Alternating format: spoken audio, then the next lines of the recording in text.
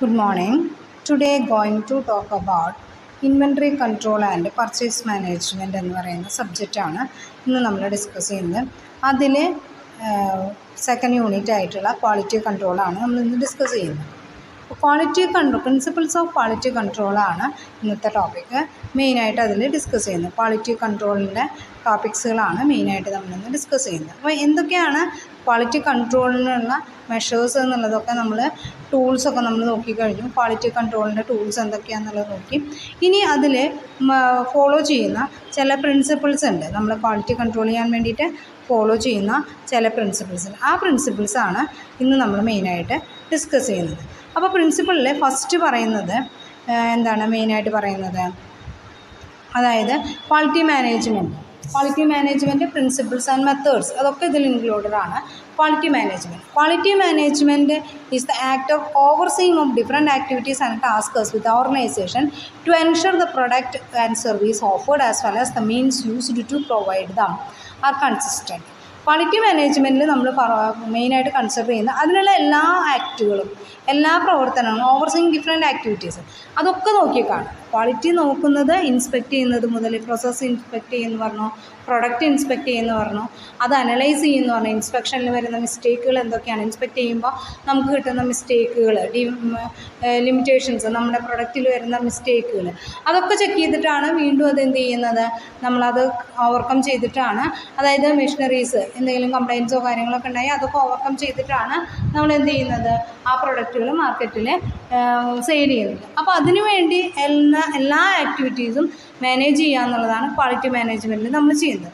അതിൽ വരുന്നത് first quality planning. മാനേജ്മെൻറ്റിൽ പറയുന്ന 4 കീ കമ്പോണൻസ് എന്ന് പറഞ്ഞാൽ ഫസ്റ്റ് ക്വാളിറ്റി പ്ലാനിങ് ആണ്. Process identify the quality standards relevant to the project and deciding how to meet them. നമ്മൾ എന്ത് ക്വാളിറ്റി സ്റ്റാൻഡേർഡാണ് മീറ്റ് ചെയ്യാൻ ഉദ്ദേശിക്കുന്നത് അതാണ് അതിനെക്കുറിച്ച് പ്ലാൻ ചെയ്യുക.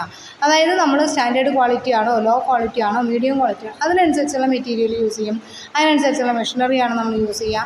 ചിലതൊക്കെ ബൈ ഹാൻഡ് ചെയ്യുന്നതായിരിക്കും, ചിലത് ഫുള്ളി ഓട്ടോമാറ്റിക് മെഷീൻസ് ആയിരിക്കും, സെമി ഓട്ടോമാറ്റിക് മെഷീൻസ് ആവും നമ്മൾ യൂസ് ചെയ്യുന്നുണ്ടാവുക. അതൊക്കെ പ്ലാൻ ചെയ്യാണ് ആദ്യത്തെ ക്വാളിറ്റി പ്ലാനിങ്ങിൽ പറയുന്നത്. ചെറിയ വർക്കുകളൊക്കെ ആണെങ്കിൽ നമുക്ക് ബൈ ഹാൻഡ് ചെയ്യാൻ പറ്റുന്നതായിരിക്കും. ചിലത് മെഷീനറീസ് ഉപയോഗിച്ചിട്ട്, ചെറിയ വർക്കുകൾ തന്നെയാണെങ്കിലും ലാർജ് സ്കെയിലിൽ വരുമ്പോൾ നമുക്ക് മെഷീനറി ഉപയോഗിച്ച് മാത്രമേ ചെയ്യാൻ പറ്റുള്ളൂ. അപ്പോൾ അങ്ങനെയുള്ളതും ഉണ്ടായിരിക്കും. അപ്പോൾ അതൊക്കെ പ്ലാൻ ചെയ്യാണ് ആദ്യത്തെ ഫസ്റ്റ് ഫംഗ്ഷൻ എന്ന് പറയുന്നത്. Next quality improvement. The purposeful change of process to improve the confidence or relatively of the outcome. പിന്നെ വരുന്നത് അത് ഇമ്പ്രൂവ് ചെയ്യാമെന്നാണ്. നമ്മുടെ പ്രൊഡക്റ്റിൻ്റെ ക്വാളിറ്റി ഇമ്പ്രൂവ് ചെയ്യാൻ വേണ്ടി എന്തൊക്കെ മെഷേഴ്സ് നമുക്ക് എടുക്കാൻ പറ്റും. പിന്നെ കൺട്രോൾ ചെയ്യുക quality. Continuing effort to uphold process of integrity and reliability in the achieving outcome. നമ്മൾ പ്രതീക്ഷിക്കുന്ന ഔട്ട്കം കിട്ടാൻ വേണ്ടിയിട്ടുള്ള സമഗ്രമായിട്ട് എല്ലാ ഭാഗങ്ങളും നമ്മൾ എന്ത് ചെയ്യാം, അതിനെക്കുറിച്ച് പഠിക്കുക.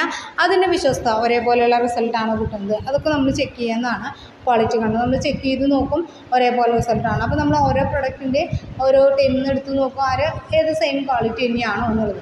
ചില പ്രൊഡക്റ്റുകൾക്കൊക്കെ നമുക്ക് ഒരെണ്ണം എടുത്തു കഴിഞ്ഞാൽ അതിലെല്ലാതും അതേപോലെ ആയിട്ടും പ്രൊഡ്യൂസ് ചെയ്യാം. ചില കേസുകളിൽ നമുക്ക് ഓരോന്നും എടുത്ത് അനലൈസ് ചെയ്യേണ്ടതായിട്ട് വരും.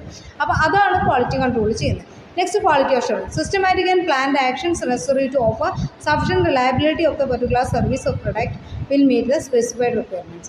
ഇനി അഷുറൻസ്, നമ്മൾ ഇത്ര ഗ്രാമാണ് ഓരോന്നിലും ചേർക്കേണ്ടത്. ഒരു പ്രൊഡക്റ്റ് ഉണ്ടാക്കുമ്പോൾ അതിൽ ഇത്ര ഗ്രാം വെച്ചിട്ടാണ്, അപ്പോൾ ആ ഗ്രാം തന്നെയാണോ, അതിൻ്റെ മെഷർമെൻറ്റിൽ വ്യത്യാസം വരുന്നില്ലല്ലോ എന്നുള്ളത് നമുക്ക് ചെക്ക് ചെയ്ത് നോക്കാം. അതാണ് ക്വാളിറ്റി അഷുറൻസ് എന്ന് പറയുന്നത്. The aim of quality management is to ensure that all organization stakeholders work together to improve the company process, product, service and culture to achieve long term success. നമുക്ക് long term സക്സസ്സിന് വേണ്ടിയിട്ട് customer satisfaction ആണ് വേണ്ടത്. അതിന് വേണ്ടിയിട്ട് കമ്പനിയുടെ ഓരോ പ്രോസസ്സും പ്രൊഡക്റ്റും നമ്മൾ കൊടുക്കുന്ന സർവീസുകളൊക്കെ നമ്മൾ എന്ത് ചെയ്യും, ഇതുപോലെ അനലൈസ് ചെയ്ത് നോക്കുകയാണ് ചെയ്തത്.